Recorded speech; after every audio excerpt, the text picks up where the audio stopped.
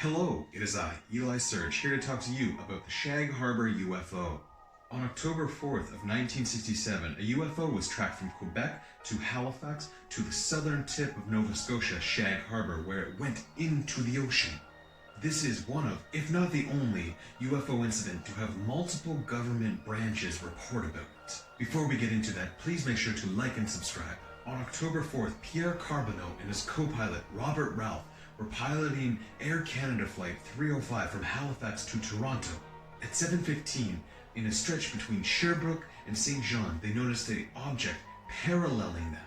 The object was well lit and had a tail of multiple lights behind it, almost like a kite. This might even be explained as a kite if they weren't at 30,000 feet and going 475 kilometers an hour. 4 minutes after they originally saw the object, they saw a large explosion happen over the craft. The pilots braced for a shockwave that would come off an explosion of that size, but there never was one.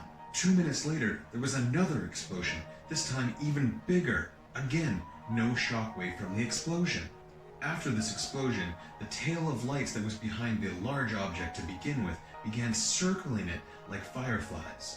And then the ship disappeared. The next sighting of the night happened around 9 p.m., 32 miles south of the Sombro Lighthouse near Halifax.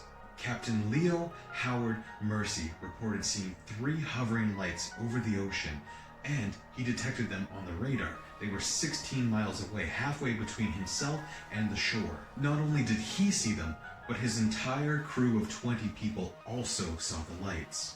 While this was happening, around 10 p.m. in the city of Halifax, people began phoning the radio and the newspaper reporting flying objects in the sky. It is very important to note, and anyone who has ever lived in the city of Halifax will tell you, that it has the most bars per capita of any other city in Canada, and that may have played an effect into seeing these lights. That being said, there were upwards of 30 calls to the newspaper and radio station. To go back to Captain Leo Howard Mercy, he continued to see the lights until about 11 p.m. when he was 6 miles away from them, and suddenly they just shot into the sky. After all of this, he did file an incident report with the RCMP. At 11:20 p.m., Laurie Wickens and 4 of his friends were in a car driving along the coast in Shag Harbour. They saw a bright light plummeting towards the ocean at about a 45-degree angle. By the time they got to another vantage point to see where this object was headed, the object was already under the water. While it was under the water, it continued to shine brightly, and they could still see it very clearly. Within 15 minutes, the RCMP had arrived at the scene. When they arrived, the object was still very well visible just under the surface of the ocean. To recap, we now have reports of this UFO filed to Transport Canada, the RCMP, and multiple calls to the newspaper and radio station about it. Shag Harbour has a population of 400 to 450 people, and 11 of those saw this object plummeting towards the ocean. Now, I'm no mathematician, but that's pretty good statistically odds on base. After the RCMP arrived at the scene, they contacted the Coast Guard, who sent search and rescue. Though it only took the search and rescue 30 minutes to arrive, they were too late, as the object that had been sitting just below the ocean surface had began to sink and disappear and was gone before they got there. Though they could not see the lit object or ship, they continued to search the area, and to their surprise, they found no survivors, no bodies, and no debris. If a plane were to hit the ocean, you would think it would go poof.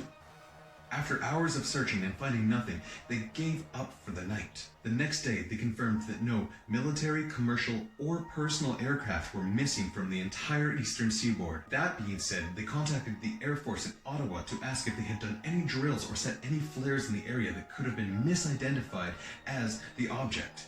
The Air Force said, "Nah, I don't think so." And they recommended to send the Navy to do an underwater search. The Navy dispatched the Atlantic Fleet Diving Unit, who searched the entire area from top to bottom for 3 days. Do you want to guess what they found after 3 days? 0. Nothing. No bodies, no planes, no cool rocks, maybe a new fish or two, but I don't know, they didn't report that, and certainly no UFO. So that means we have reports from Transit Canada, the RCMP, the newspaper, the radio, the RCMP again, the Army, and the Navy, and no one knows what's going on. So, what was it?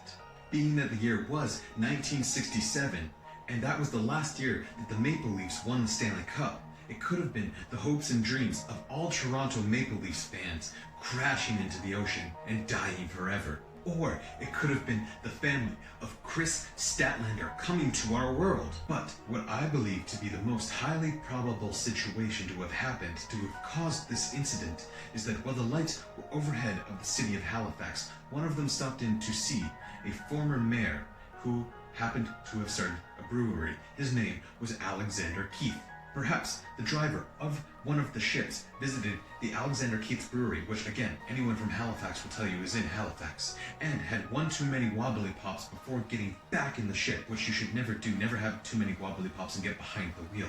After returning to the sky, the driver, who had had too many wobbly pops, mistook the headlights of Laurie Wickens' car as the drive-through to McDonald's, as we all do every once in a while, unfortunately, even though it's, quarantine and in doing so, they plummeted into the ocean and accidentally became the first USO, an unidentified submerged object. Another option is that the ship on purpose went into the ocean, perhaps in the hunt for the entrance to the hollow earth. All this being said, there is now a UFO museum in Shag Harbour where you can go see any and everything related to this incident. You can also enjoy their lunch area that looks out onto the ocean where the ship went into the water, lunch not included. But the most important part of this story is that the word shag didn't come from Austin Powers, which I believed until now. Well, until next time, I'm Eli Surge. Do not believe reality.